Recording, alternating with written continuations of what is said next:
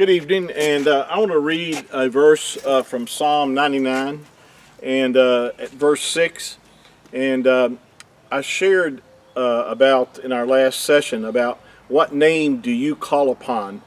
And, sadly, most people don't know what name that the scripture instructs us to call upon. In fact, there's only one name that's mentioned throughout the whole scriptures, through the Tanakh, in the New Testament, or the Brit Hadashah. There's only one name that's mentioned that we're to call upon if you are reading from the original scriptures. But see, that's the problem. We have a translation. The scriptures that most people have are translations of the original text. And the problem is that, that we trust our translations to be accurate. And it's only through these latter years that men have been able to really do research and to find, that the name of our Creator, has been edited out of the original scriptures and substituted with a different word or a different name. And actually, the word Lord is not a name, it's a title. It's not even a name. But most people refer to the Creator or to the Mashiach or the Messiah as Lord. And there's a reason they do. It's because they see that word Lord approximately 7,000 times in their scriptures, where the name of our Creator should be there present if they could, if they knew that, that they were reading from the original text. And and some people, just will think that's not that important, that his name isn't important. If you do the study, and of course I can't do bring all the information out in this short little segment here, but you'll find out that Yahuwah is thinks very highly of his name. He thinks his name, and not only thinks, but his name is set apart. It's unique. The scripture declares that it's an awesome name. It's a name that we're to revere, we're to show reverence to, we're to actually love his name, and as I said before, we are to proclaim his name. Now, we can't proclaim his name if you're using the word Lord instead of his name, or if you're using Hashem, which is in Hebrew means the name, or you can't proclaim his name if you're using Adonai. All those words are substitute words, and they have nothing to do with his name. Now, you may be doing it because, you thought you were being honoring Yahuwah by not speaking his name, but I'm here to tell you that that's not accurate. If you read the scriptures, you'll find out quite the opposite, and that we are to make his name known, we're to proclaim his name, we're to call upon his name. And as I said, we're to love his name. Well, how can you love a name if you don't even know it? Or if you do know it, you've been fed the lie or the deception that nobody knows how to pronounce his name. See, all these things have been done by the enemy to suppress and to hide revelation and understanding among masses of people. And it's time. We are now living in the days where, as Yahuwah declared that he would make his name known. And even the Messiah, the Mashiach, if you read in John chapter 17 or the Yahuchanan chapter 17, you'll find that the Mashiach, the Messiah, said in two different times in that same chapter, in chapter 17, that he had made known the Father's name unto his brethren. Twice he mentions that in that chapter, that he had proclaimed, or he had made known the name of the Father to his brethren.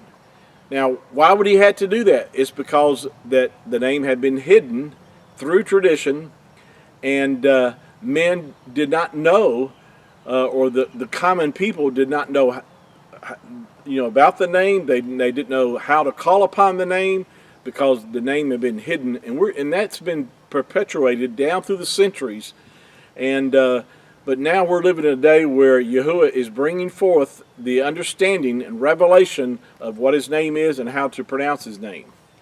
Now, I'm gonna read, and then we'll pick back up on our next session. But in Psalm 99, it says in verse 6, it says, Moses and Aaron among his priests, and Samuel among them that call upon his name.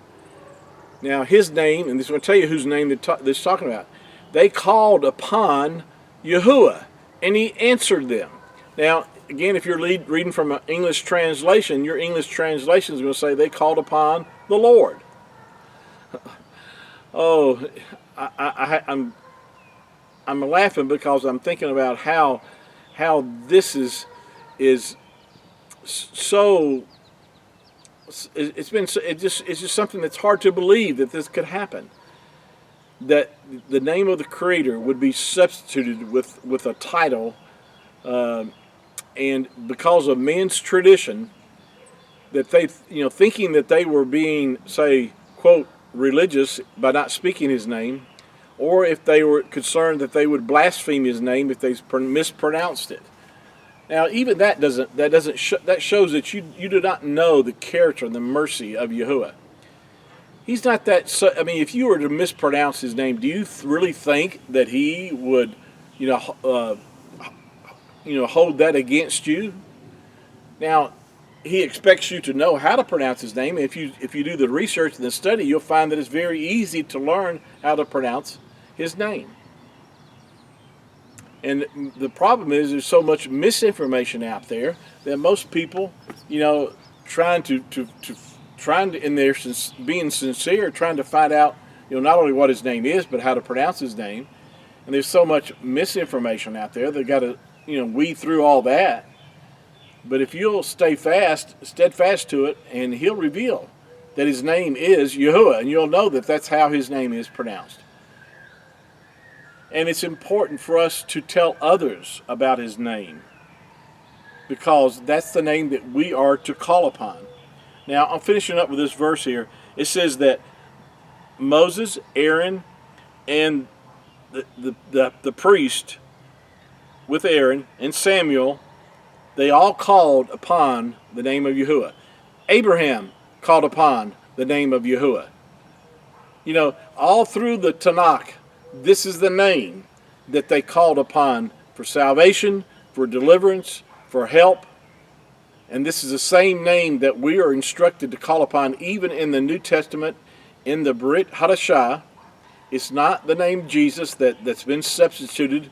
That's the English word for the Mashiach, or name, that's been made up because of the translations through the centuries being inaccurate, because his name is Yahusha, is the name of the Mashiach. He had a Hebrew name. He has a Hebrew name. He came in his father's name. He came bearing his father's name. And that's why, and I've done a number of teachings about how we know that it is Yahusha and not these other variations like Yeshua or Yahushua and all these other names that are not accurate. And but his name is, the Mashiach is Yahusha. He carries the same first three letters of the Father's name, Yahuwah, is Yahu, and the Shah part of his name is the root word for salvation, and it's the noun form of the verb of Yasha, which is the Hebrew number 3467, 3468. And that's the word for salvation. So, with that said, I just want to encourage you to begin, if you're not using his name, begin to call upon his name. Don't use these substitute titles that clearly are a violation of the Scriptures, because what you're really doing is you're taking his name in vain. And what I mean by that is that you're making it desolate. You're treating it as if it has nothing, doesn't have meaning. It's not significant. You're treating it like it doesn't matter what you call him, and I'm telling you, it does. So, with that said, have a good night. Please share this with others, and Baruch haba b'shem Yahuwah. Blessed is he who comes in the name of Yahuwah. Shalom.